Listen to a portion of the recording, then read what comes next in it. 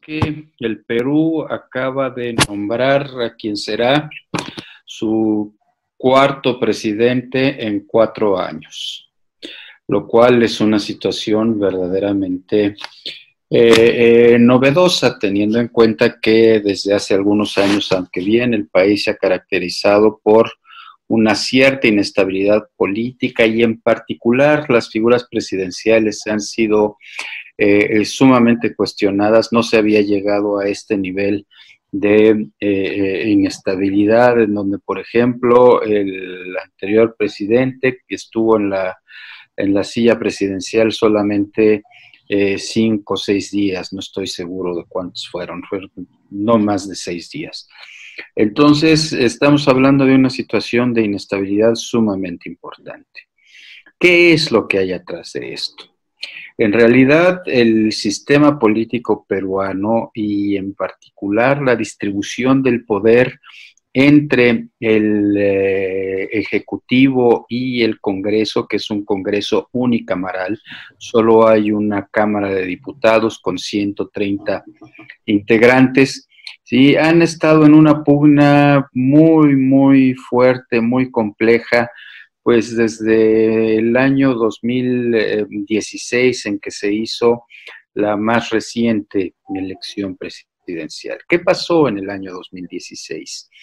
Llegaron dos fuerzas muy importantes a la elección. Por una parte, el Fujimorismo, digamos, el movimiento, el partido político que se centró alrededor de la figura de Keiko Fujimori, la hija de aquel famoso dictador de los años 90, que se dio un golpe de Estado y que terminó muy mal su presidencia, tuvo que salir huyendo del país, renunció vía fax desde el Japón, en donde él tiene, digamos, sus orígenes familiares. Bien, se presenta en 2016 el movimiento fujimorista alrededor de la figura de Keiko Fujimori y Sí, también de un hermano de ella, ¿sí? Y entonces esto representa que es un movimiento muy importante en la elección presidencial.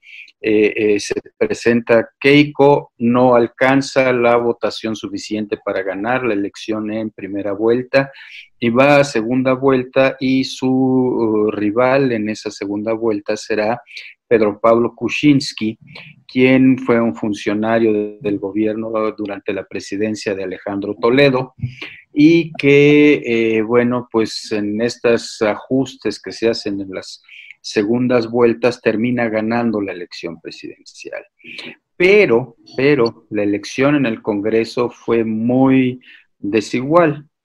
En el Congreso, en un Congreso de 130 personas, el Fujimorismo llega con 70 diputados, un poquito más de 70 diputados, aunque divididos entre el Fujimorismo de Keiko y el Fujimorismo de Kenji, que es el hermano que tiene menos diputados que la hermana, pero entre los dos hacen una fuerza muy importante. Mientras que el presidente Kuczynski llega con una bancada de, no me acuerdo si fueron 15 o 17 diputados. ¿Qué es lo que vendrá después? Pues una situación en donde pues, las pugnas entre el presidente y el Congreso van a estar a la orden del día. Hay en algún momento se le niega, el Congreso le niega la confianza al presidente Kuczynski, empiezan a surgir rumores de que Kuczynski, antes de haber sido funcionario del gobierno de Toledo, él era propietario de una empresa que recibió recursos de la famosísima empresa brasileña Odebrecht, que salpicó prácticamente todos los sistemas políticos de la región por medio de sobornos y por medio de donativos y por medio de contratos. Entonces se presenta este tema y se presenta una moción de vacancia porque se considera que es un acto inmoral el que ha hecho Kuczynski a través de su empresa, y antes de que se vote la vacancia en el Congreso, Kuczynski renuncia a la presidencia. ¿Qué genera esto? Bueno, pues llega a la presidencia su primer vicepresidente, Martín Vizcarra, eh, que es un político que viene de la región de Moquegua, si mal no recuerdo, que es una región, digamos, no es de las más grandes, de las más ricas, de las más conocidas del Perú. En ese momento, él ha estado como embajador del Perú en Canadá, tiene que regresar a Perú para poder asumir la presidencia. Y la historia va a continuar más o menos en los mismos términos. Un Congreso con una bancada muy importante del fujimorismo y un presidente prácticamente sin bancada, y en el caso de Vizcarra, además, con el, vamos a llamarle de alguna manera, pecado, de que pues en realidad no se votó por él, se había votado por, digamos, la cabeza de la fórmula, Kuczynski, ¿no? Entonces, esto va a generar unas situaciones de tensión. El mecanismo por el cual Vizcarra trata de ganar un cierto peso, un cierto apoyo político, su bandera será retomar esta idea de la lucha en contra de la corrupción. Tenemos que tener en cuenta que todos los presidentes vivos que hay en este momento en el Perú, bueno, todos los expresidentes vivos que hay en este momento en el Perú, ¿sí? Con excepción de los últimos dos, Vizcarra ay, se me fue el nombre de los 6 días, Merino, sí, ¿sí? Están acusados, algunos, ninguno ha sido convicto de corrupción, pero todos están acusados, alguno está en la cárcel, otro pisó la cárcel y ya salió bajo palabra, otro está en libertad condicional en los Estados Unidos esperando si se va a dar la extradición o no se va a dar la extradición. Uno, Alan García, se suicidó, ¿sí? Y en el caso de Vizcarra, bueno, pues está iniciando un proceso que también tiene que ver con acusaciones de soborno, ¿sí?